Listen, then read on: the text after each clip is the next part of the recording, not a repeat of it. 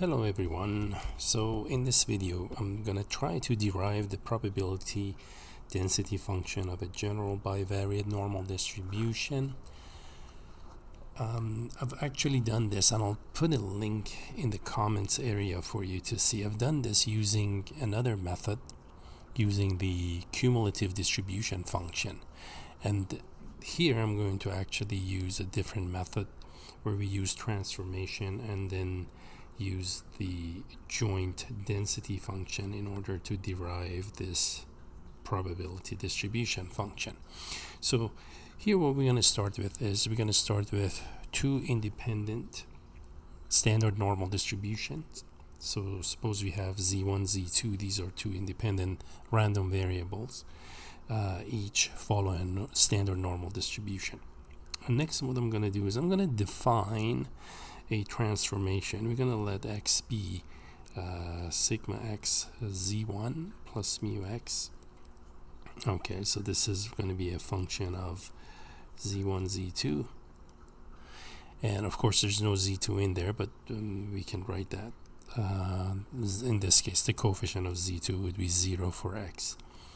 And the other transformation for y, we're going to let y be sigma y rho z1 plus square root of 1 minus rho squared z2 plus mu y. So this is what we're going to let the second function be of z1, z2. Okay, now this is our transformation. Now, of course, we got to make sure the transformation here, g, has to be continuous, which both of these are. And they have to be 1-to-1, which they are. And the consequence of being 1-to-1 is that they are both invertible. And that's what we want. And the inverse must have continuous partial derivatives. Okay, which again, this transformation qualifies for all of those. Now, first of all, we need to show that the joint variables x and y are bivariate normal. So that's the first thing we got to show. We want to show that x and y are bivariate normal, because once they are, we establish that, then we can go to the next step. Now, to show that they are both jointly bivariate normal, we know that z1 and z2 are jointly normal, right? So if z1 z2 are jointly normal, then f of z1 z2, the joint distribution is going to be product of their marginals because of the assumption of independence we made in the beginning. And this is going to be 1 over root 2 pi e2 negative z1 squared over 2. The second one, 1 over root 2 pi e2 negative z2 squared over 2. And then both of these combine to 1 over 2 pi e2 negative 1 half z1 squared plus z2 squared. Okay, so that's going to be the joint. Now, of course, those are in terms of z's. We're going to change those two x's in a moment. Now, we need to show that these are bivariate. So to do that, it suffices to show that the linear combination ax plus by is bivariate normal. Now, if I do that, remember, based on our transformation, ax plus by becomes a x was, let's see, sigma x z1 plus mu x, our first transformation, and y, the second line, was sigma y times rho z1 plus square root 1 minus rho squared z2 plus mu y. Right, that's what we had. Now I can regroup these. I can, for example, the coefficient on z1 in both terms is going to be a sigma x plus b sigma y, right? I have z term here, distribute, we get a z term there. So that's going to be the coefficient on z1, right? Now if I look at the coefficient on z2, that's just plus b sigma y, and then square root 1 minus rho squared z2. Okay, so I have something times z1 plus something times z2. Now the remaining distribution, the remaining terms are and then here I'm actually doing b times y, so sorry, need to put brackets here. Okay, and then b times mu y is going to give me so I'm going to have a mu x plus b mu y. Now this term is just a constant, right? That's a constant. And of course, in terms of z1 and z2, we just showed that ax plus by is a linear combination of two normal distribution, and therefore from here we can say that the joint distribution, the joint of xy, would be bivariate and normal, right? So this bivariate normal. Now we are interested in the form of the density function. Now we did mention, because the transformation was 1-to-1, the inverse of transformation will exist. The function is invertible. So let's find the inverse of our transformation, because we're going to need that in a few minutes. So that would be g1 inverse of xy, which I'm just going to call it h1 xy. That's just for what's coming. Then notation will be a little friendlier this way. Now the inverse is when you solve for z1 in our transformation, and we get x minus mu x over sigma x.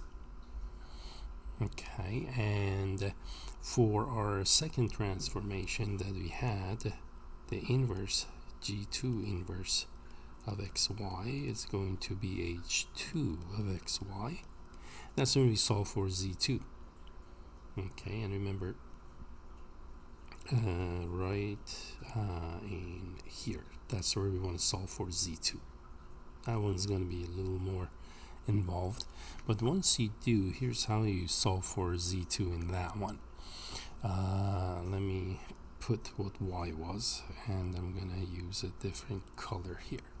Okay, so remember that we said y is sigma y times rho z1 plus square root 1 minus rho squared z2 plus mu y, right? Now we want to solve for z2 here.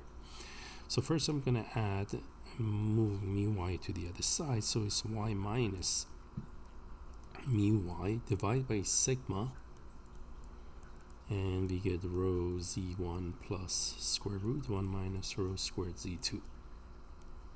Okay, and then I'm going to move rho z1 to the other side.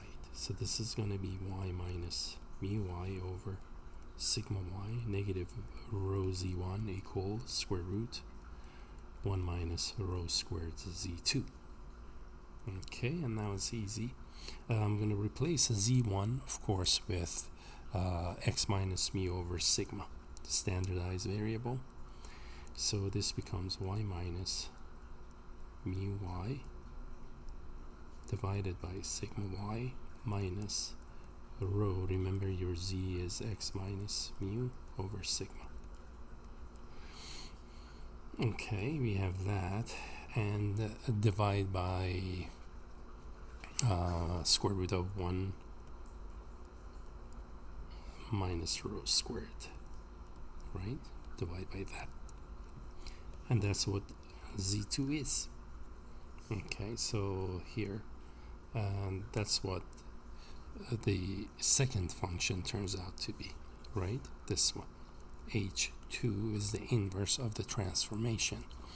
So I'm just going to write that. Let me write it over here so I have more room. It's going to be 1 over square root of 1 minus rho squared times rho mu of x minus x divided by sigma x plus y minus mu y divided by sigma y.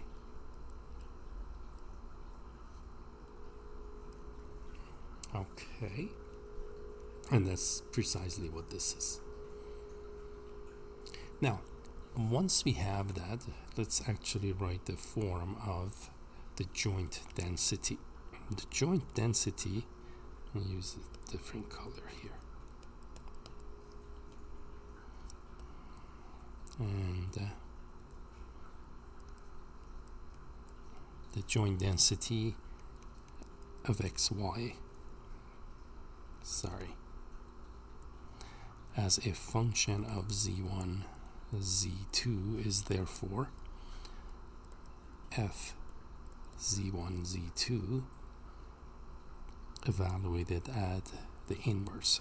There's a theorem which actually allows me to do what I'm doing for transformations.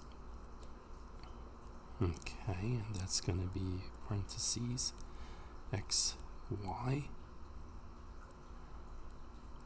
and then times the absolute value of the Jacobian of that transformation.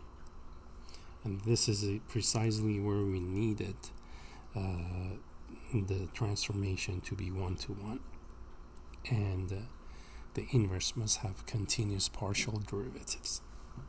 Okay, and that is absolute value of the Jacobian. Okay. Now, and of course, the Jacobian is going to be the determinant of a matrix for us here in a moment. Okay, so let's actually find the Jacobian here. Okay, so our Jacobian J is going to be given by, I'm going to recall what the inverse functions were.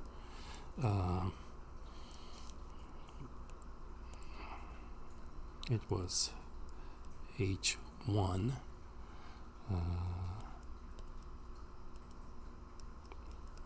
xy equal, remember that was our first inverse function, x minus mu x over sigma x, and h2 xy, sorry my pen is acting up here, is equal to 1 over square root 1 minus rho squared, and then this was rho ux minus x over sigma x plus mu, I'm sorry, it was y, not mu, it was y minus mu y over sigma y. Okay, now our Jacobian is going to be the determinant of dh1 dx, dh2 dy, I'm sorry, dh1 would be dy, and then the second part would be dh2 dx and dh2 dy. Okay, now looking at h1 here. Okay, for h1, the partial with respect to x, so mu x is constant, so it's just going to be 1 over sigma x. The partial with respect to y will be 0 because there's no y in there. That's 0.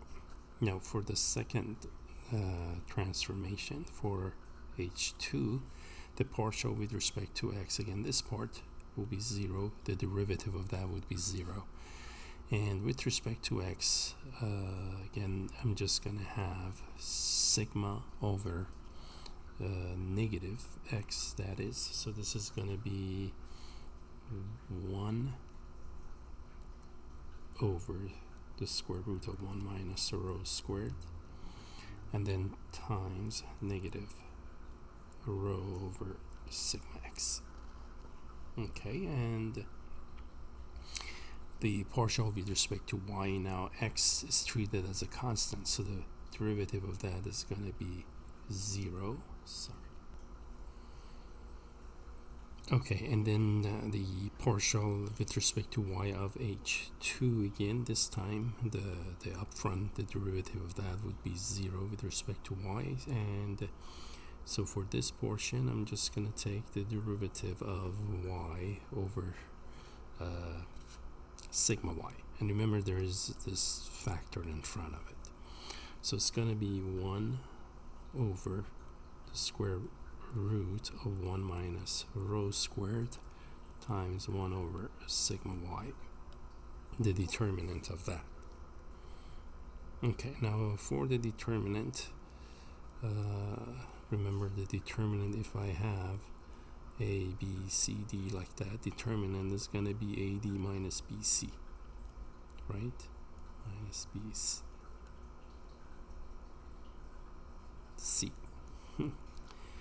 Okay, so that's what I'm going to do.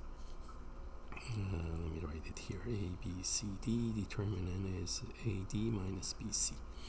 So I'm going to multiply the diagonals, the diagonal elements, that is. So it's going to give me 1 over square root of 1 minus rho squared times sigma x, sigma y, minus 0 times this expression, which is really 0. So let me not even write that. So that's going to be the Jacobian of our transformation. Okay, now that we have that, we can actually write our joint density now. Therefore, the joint density as a function of xy of z1, z2 is going to be f joint density with variable z1, z2 evaluated at the inverse of the transformation h1, h2, xy times the absolute value of the Jacobian. Now, because sigma is positive here, remember this is our Jacobian here, sigma x, sigma y, and 1 minus rho squared, these are all positive, right? Therefore, the Jacobian is going to be positive. We don't need absolute value of that. All right. And next, we'll be able to actually write this down. That's going to be f z1, z2 evaluated at, remember h1 was x minus mu x over sigma x, and the inverse function, the second inverse function was 1 minus rho squared times rho mu x minus x divided by sigma x plus y minus mu y over sigma y, and then times the Jacobian, right? And our Jacobian here is 1 over sigma x, sigma y, square root of 1 minus rho squared. Okay, there we go. Now we need to actually evaluate the joint density at those 2 points. And when we do that, so fxy is going to be 1 over 2 pi. Remember, we actually have these up here, right up here. That's what the joint is. That's where I'm going to do that. Instead of z1 and z2, though, we're going to use xy, and the transform. Z was standardized x minus mu over sigma, and z2 was the other long expression. So that's what I'm plugging things into. So it's going to be 1 over 2 pi. And then instead of writing, for example, e to the y power, very common to write expy. I'm going to use this notation, so I don't have to write all of this long expressions as exponents. So it's going to be exp means e to the power of what's coming here. And then this is going to be negative 1/2 times, remember the first part was z1 squared. So z1 squared, that's going to be x minus mu x over sigma x squared. That's z1 squared. Plus z2 squared. Z2 squared is 1 over 1 minus rho squared times rho mu x minus x divided by sigma x plus y minus mu y, and then over sigma. I don't need parentheses on this one actually. Let me remove that. And then the quantity squared times the Jacobian, of course, right, which is 1 over sigma x sigma y square root 1 minus rho squared. Okay, now next what I'm gonna do is I'm actually going to simplify the exponent here. I'm gonna combine those two terms. The LCD is 1 minus rho squared here. So this is going to become 1 over, and I'm going to go ahead and bring this in front, combine it with the 2 pi. Okay, so that's going to become 2 pi, and then sigma x, sigma y, square root 1 minus rho squared. Here's 1. And then exp, the exponent, is going to be negative 1/2. This is going to be a lengthy expression. Negative 1/2. And the reason is because I'm going to actually now square the binomial here. And this is sigma y. Okay. And remember, I'm going to get LCD. So this is the LCD.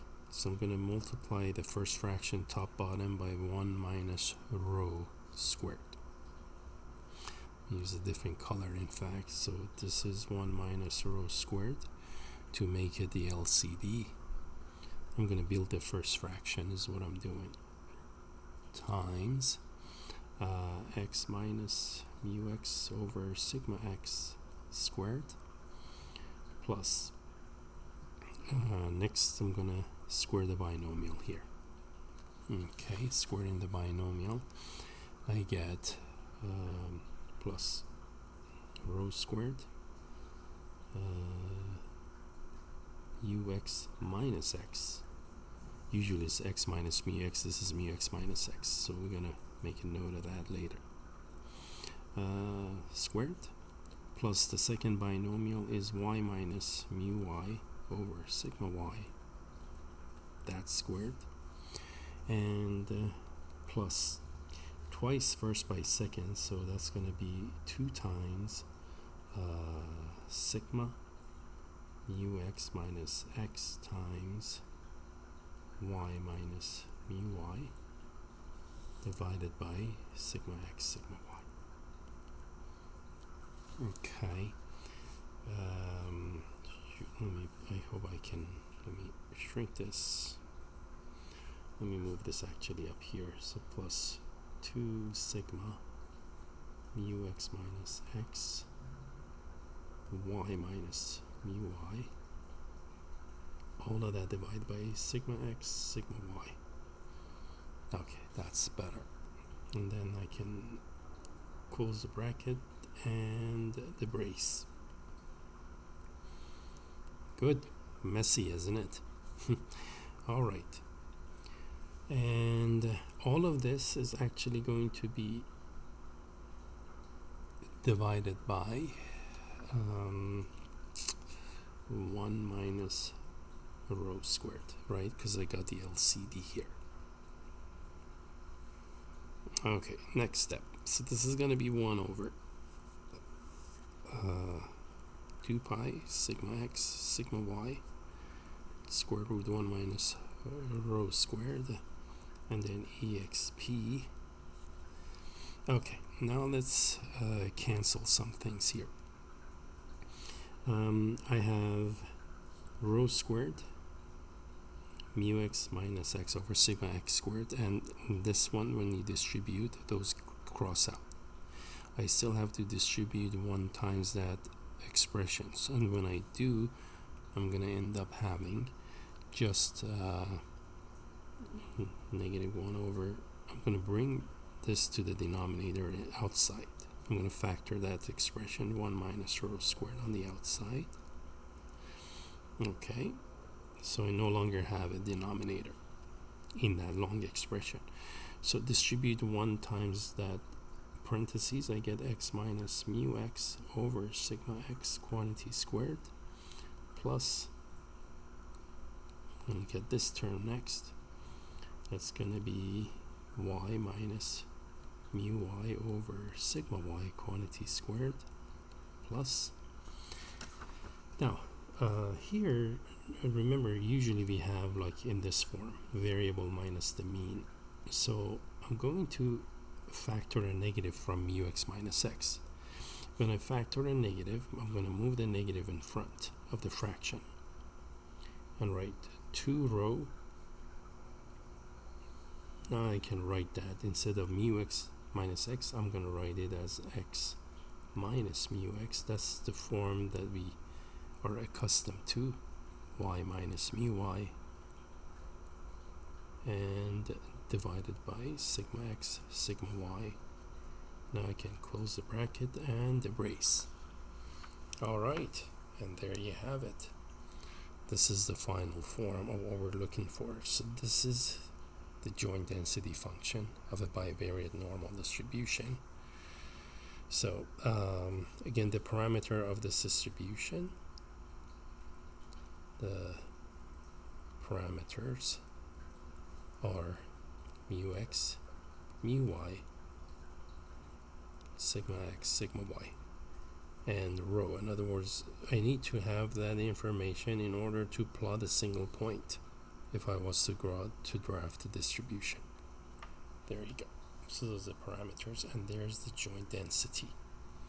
And of course, your bivariate normal distribution is going to look something like this, perhaps. There. So this would be like, here's x and here's y. And of course the height is going to be the joint probability of xy. Alright, and that concludes this this video. We wanted to again derive the form of the density function using transformation and the joint distribution.